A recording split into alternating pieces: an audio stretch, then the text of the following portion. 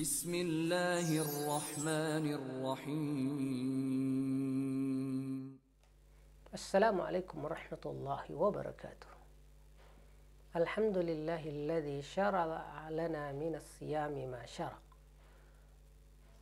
Wassalatu wassalamu ala afdali khalqihi nabiyyina Muhammad wa ala alihi wa sahbihi ajma'in. Jemaah yang dirahmati oleh Allah Subhanahu wa taala.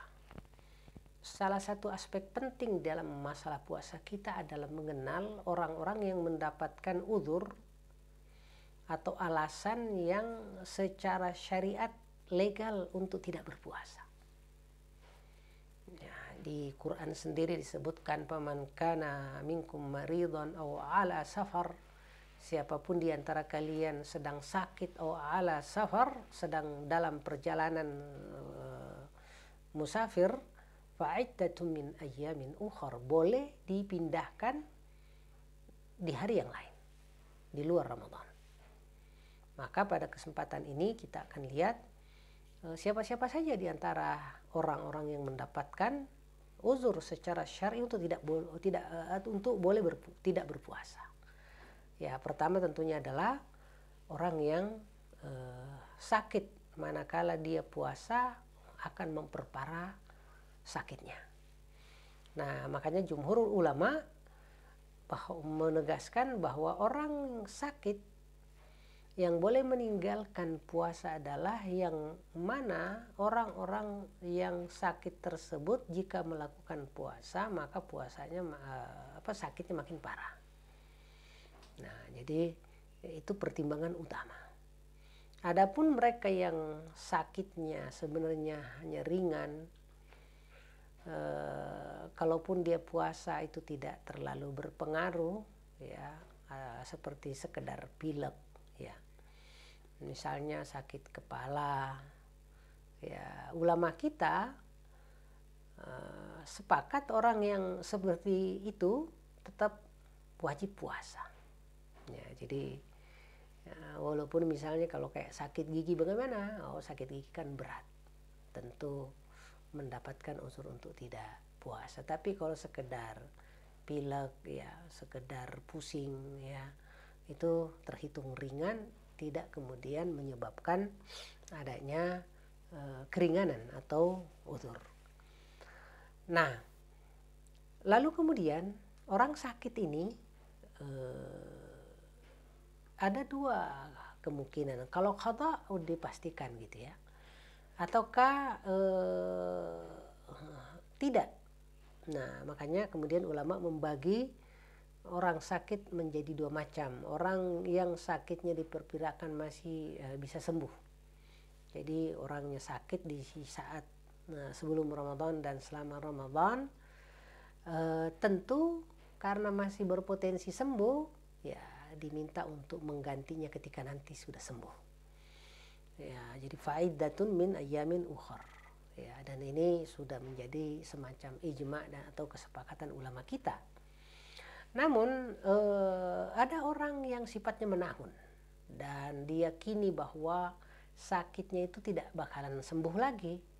Maka yang seperti ini anjurannya sama seperti orang yang sudah tua renta yang tidak bisa lagi diharapkan, ya, kembali muda. Maka solusinya adalah membayar fidyah. Ya, jadi yaitu memberi makan setiap hari seorang miskin, ya, yang mengenyangkan, ya, yang mengenyangkan. Makanya kiasnya atau analoginya sama dengan tadi orang tua, baik kakek-kakek ataupun nenek-nenek yang sudah tidak lagi bisa berpuasa. Nah, pemirsa yang rahmati Allah Subhanahu wa taala, sekarang kita berbicara tentang orang kedua yang boleh tidak puasa, yaitu kalangan para musafir, ya.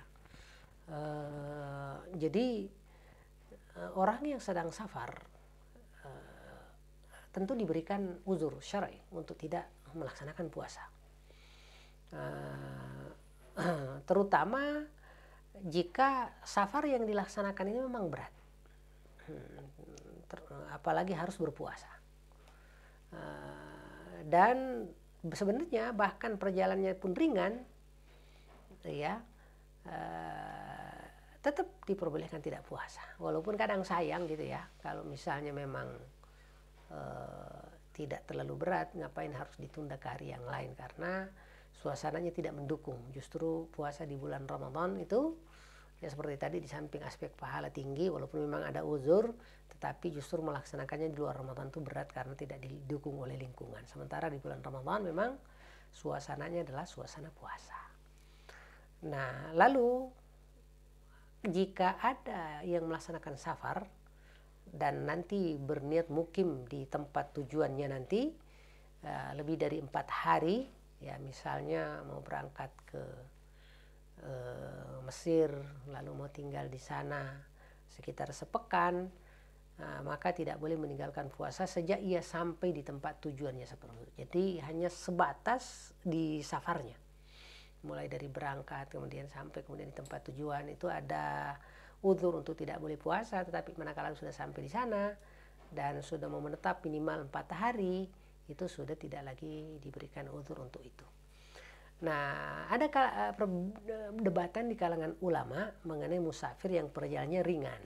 Ya, sekarang pakai pesawat misalnya, pakai bahkan bus sleeper itu, ya, bus yang ada tempat tidurnya, ya. Nah, bagaimana? Apakah lebih utama puasa atau lebih utama batal? Ya, ulama juga secara umum masih menyatakan bahwa puasa lebih utama karena tadi ada kehormatan waktu. Nah, hal yang menjadi pertanyaan pula adalah orang yang rutinitasnya memang safar, seperti supir bis. Ya, kalau di sini misalnya Jakarta, ya, dari Jakarta ke seluruh daerah-daerah yang perjalanannya sampai 12 jam.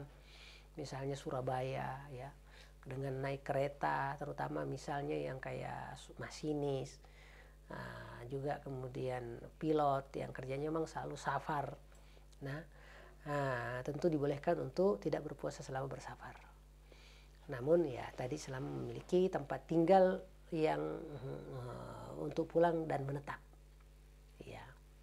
Dan itu umumnya orang sopir apa sebagainya ya pasti ada tempatnya yang menetap. Nah, pemirsa yang rahmati Allah Subhanahu wa taala, yang ketiga adalah orang yang sudah tua renta, laki maupun perempuan. Nah, orang yang sudah tua renta dan tidak lagi mampu untuk puasa, ya tentu solusinya dibolehkan untuk tidak puasa Ramadan. Dan ini tentu sepakat kalangan ulama, namun mereka wajib untuk membayar fidyah kepada satu orang miskin setiap hari yang ditinggalkan. Nah, ini pun nanti besarannya bagaimana, ya kira-kira makanan yang mengenyangkan. Baik misalnya membelikan atau menyiapkan makanan satu porsi, baik dibikin sendiri oleh mereka, atau kemudian beli makanan yang mengenyangkan untuk satu kali, ya itu, dan kemudian nilainya kalau ada gitu. Kalau memang mau memberikan beras, memberikan ini ya. Nah, lalu kemudian wanita hamil dan menyusui.